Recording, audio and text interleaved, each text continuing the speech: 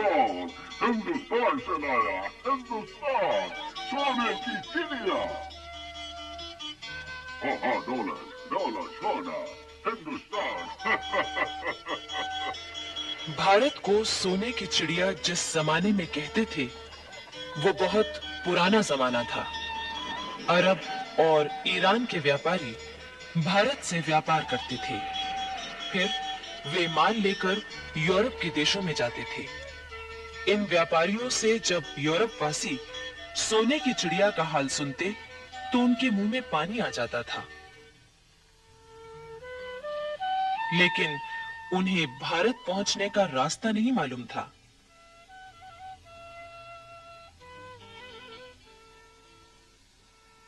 आखिर एक दिन कोलंबस नामक यात्री भारत की खोज के लिए निकला, लेकिन अफसोस उसने पश्चिम का रास्ता पकड़ लिया और वो जा पहुंचा अमेरिका। बस लगभग इन्हीं दिनों पुर्तगाल से भी एक यात्री सोने की चिड़िया खोजने चला था।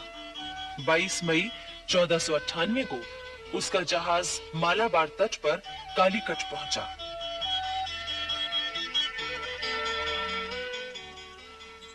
उस जहाज का कप्तान था वास्को डी गामा। अनेक मुसीबतों से जूझता हुआ वो भारत पहुंचा था। उस समय कालीकट में सामुरी नाम के राजा का शासन था। इतिहास में उसको ज़ेमुरिन के नाम से भी कहा गया है। वास्को डी गामा सामुरी के दरबार में गया। उसने सामुरी को कीमती भेंट दी। सामुरी ने वास्को डी गामा का स्वागत किया। वास्को डी गामा ने सामुरी के राज्य में व्यापार करने की इजाजत मांगी, जो तुरंत ही मिल गई।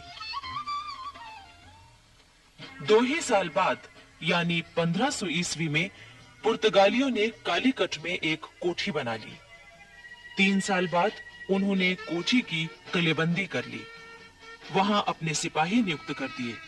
बहाना ये था कि ये काम वो अपनी रक्षा के लिए कर रहे हैं। वहां एक फौजी अफसर अल्बुकर्क को किलेदार बनाया गया। दरअसल ये पुर्तगालियों की एक चाल थी।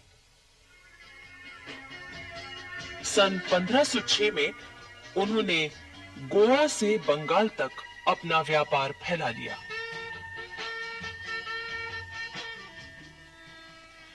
सत्रहवीं शताब्दी के प्रारंभ में हेक्टर नामक एक जहाज अंग्रेज व्यापारियों को लेकर भारत की ओर बढ़ने लगा। इन्होंने सन 1600 में महारानी एलिजाबेथ से आज्ञा लेकर एक व्यापारिक कंपनी बनाई थी, ईस्ट इंडिया कंपनी। इस हेक्टर जहाज के कप्तान हॉकिंस ने जहांगीर के दरबार में पहुंचकर सबसे पहले घुटनों के बल झुककर जमीन चूमी और बादशाह के प्रति अपना आदर प्रकट किया। इसके बाद उसने इंग्लैंड के बादशाह जेम्स प्रथम का पत्र जहांगीर को दिया। जहांगीर ने अंग्रेजों को भारत में व्यापार करने की आज्ञा दे दी। तब सन 1615 में इंग्लैंड के बादशाह ने सर थॉमस रो को मुगल दरबार में अपना पहला राजदूत बनाकर भेजा। धीरे धीरे अंग्रेजों ने अपना व्यापार फैलाया। उन्होंने पुर्तगालियों की जड़ें कमजोर की, उनके जहाजों को लूटना शुरू कर दिया।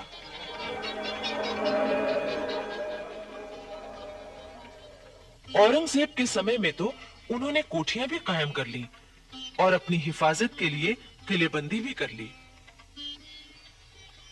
इसी बीच भारत में फ्रांसीसी भी आए।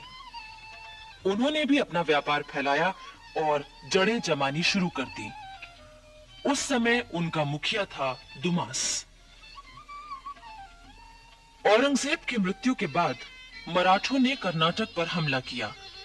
फ्रांसीसी कंपनी के मुखिया ने अपने सिपाहियों के जरिए कर्नाटक के नवाब की मदद की। मराठे हार गए। कर्नाटक और दिल्ली के बादशाह दोनों ने खुश होकर दुमास को नवाब की उपाधि दे दी। 2000 सवारों का सेनापति भी बना दिया। सन 1741 में दुमास की जगह डुप्ले नामक फ्रांसीसी कंपनी का हाकिम बन गया। ये बहुत चतुर सेनापति था। दरअसल डुप्ले पहला यूरोपवासी था जिसके मन में भारत में यूरोपीय साम्राज्य कायम करने की बात आई।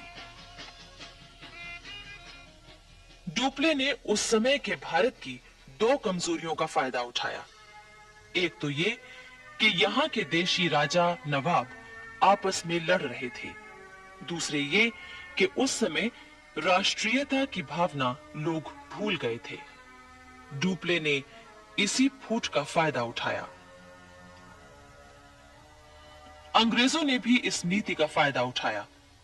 उन्होंने न सिर्फ फ्रांसीसियों को कमजोर किया बल्कि देशी राजाओं को लड़ाने और फिर उनमें से किसी एक की मदद करने की नीति अपनाई।